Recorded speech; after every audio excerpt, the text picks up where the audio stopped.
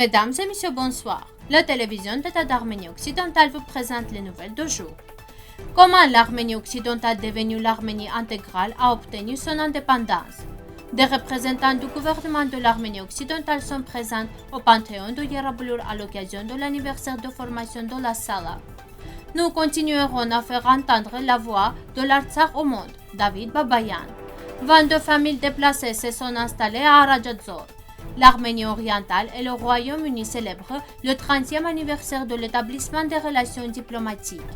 Ce n'est pas par hasard que la Russie a placé ses troupes à la frontière entre l'Arménie orientale et l'Arménie occidentale, Nairi Horikian.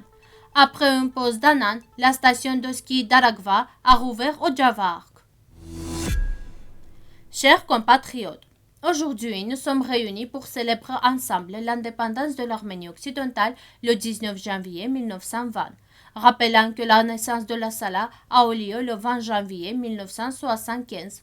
Je voudrais vous demander de faire une minute de silence suite au meurtre de Hrant Dink qui a eu lieu également le 19 janvier 2007.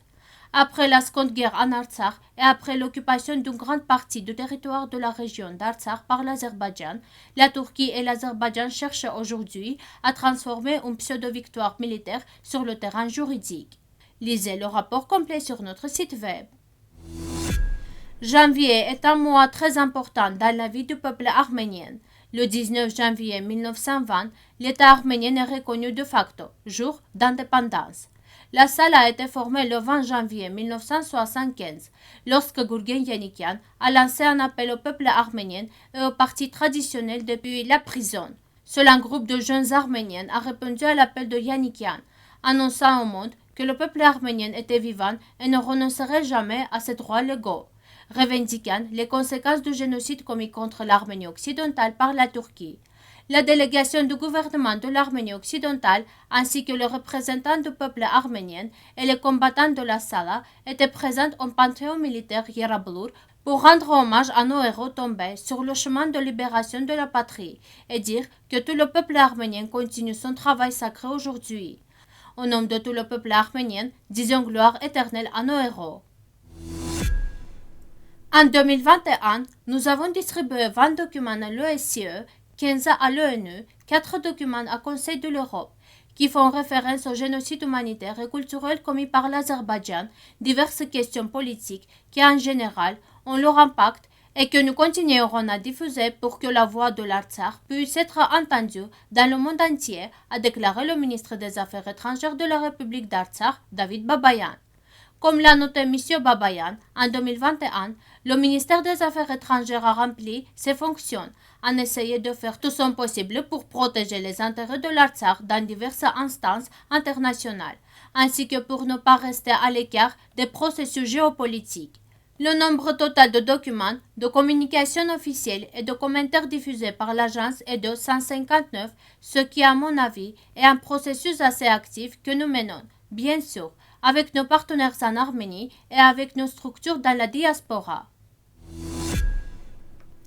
La communauté d'Arajadzor de la région de Martakert en Artsakh compte 660 habitants, précise le chef de la communauté d'Arajadzor, Vahram Andressian. Selon le maire, après la fin de la guerre de 44 jours, 22 familles se sont installées dans la commune. L'école compte 129 élèves, 25 enfants fréquentent la maternelle. La municipalité opère dans l'une des maisons vacantes du village. La clinique a besoin d'être rénovée et nous n'avons pas de salle de banquette.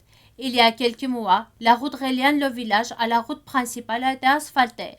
La communauté est alimentée en gaz, en électricité et en eau. Andressian a mentionné que la principale occupation des villageois est l'agriculture. Le 20 janvier, la République d'Arménie et le Royaume-Uni ont célébré le 30e anniversaire de l'établissement des relations diplomatiques bilatérales. L'Arménie et le Royaume-Uni ont rétabli des relations amicales interétatiques après l'effondrement de l'Union soviétique en 1991, lorsque l'Arménie a déclaré son indépendance. Le Royaume-Uni a reconnu la République d'Arménie le 31 décembre 1991. L'éducation et la science sont des domaines importants de la coopération arméno-britannique. L'Arménie et le Royaume-Uni coopèrent également dans le domaine de la défense. Le volume des échanges bilatéraux est faible. N'oublions pas que la reconnaissance de la République d'Arménie sur le territoire de l'Arménie occidentale par la Grande-Bretagne ne date pas de 1991, mais de 1920, et que la Grande-Bretagne a signé le traité de Sèvres.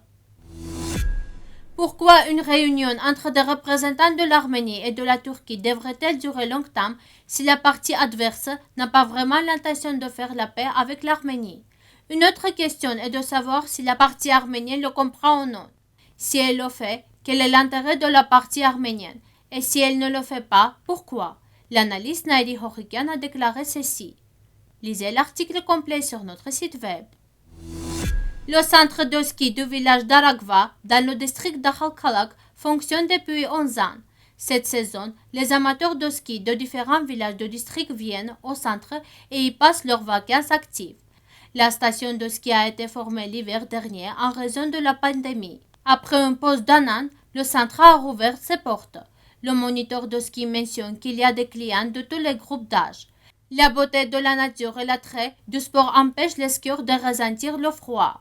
Les enfants glissent avec beaucoup de plaisir et suivent toutes les instructions du moniteur. Cependant, le centre a un problème de vêtements. Les vêtements du sport n'ont pas été renouvelés depuis 11 ans. Merci de votre fidélité et à la fin de notre émission, vous pourrez profiter d'une performance musique folklorique des Arméniennes. Vous pouvez écouter la version complète de la musique sur notre site web. Alagnim, alagnim, dash de varach alagnim. Alagnim, alagnim, dash de varach alagnim. Tush de paknim zor gisher, yes kasirat yaronim. Tush de paknim zor gisher, yes kasirat yaronim.